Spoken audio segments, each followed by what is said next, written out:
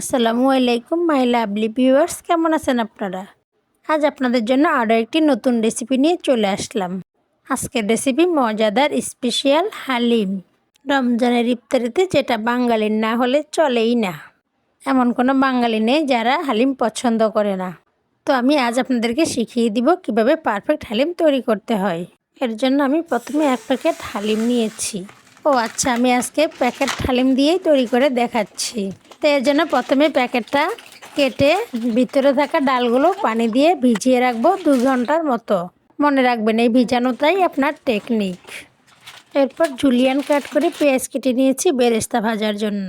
মুরগির বুকের মাংসটা নিয়েছি, দেখুন মাংসটা আমি চাকচাক করে কেটে নিয়েছি। এরপর চুলায় একটি পাত্র বসিয়ে দিলাম পর্যাপ্ত পরিমাণ তেল, এবং এর সাথে আরও দিয়ে দিলাম 5-6টি পেঁয়াজ কাটা, যেগুলো আমি তাও চাকচাক করে কেটে নিয়েছি।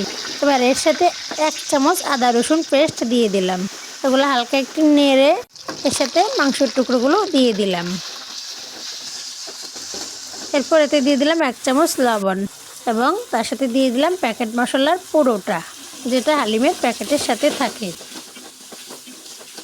তো এখানে শেষ নয়, সামনে টেকনিকগুলো দেখেন কীভাবে হালিমটাকে আমি সুস্বাদু করব। এবার সবগুলো ভালোভাবে নেড়ে চেড়ে ভাজা ভাজা করে নিচ্ছি।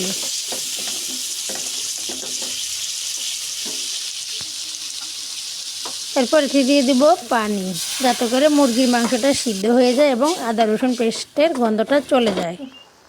এই ফাঁকে আমি অন্য একটি পাত্র বসিয়ে দিলাম অন্য চুলায়। সেখানে জুলিয়ান কাট করে রাখা পেঁয়াজগুলোকে বেরেস্তা করে নিচ্ছি।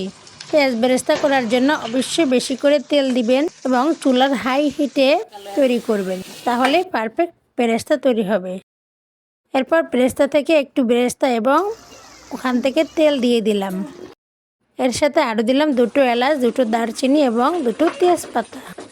এখানেই টেকনিক, পেঁয়াজের বেরেস্তা ভাজা তেলটা দিলে হালিমটা বেশি মজাদার হয়।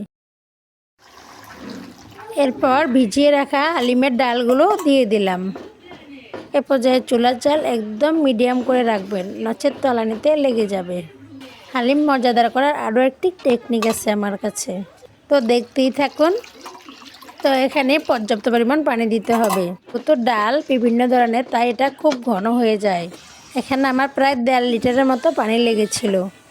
টেকনিকগুলো জানতে হলে পুরো ভিডিওটি দেখবেন অবশ্যই।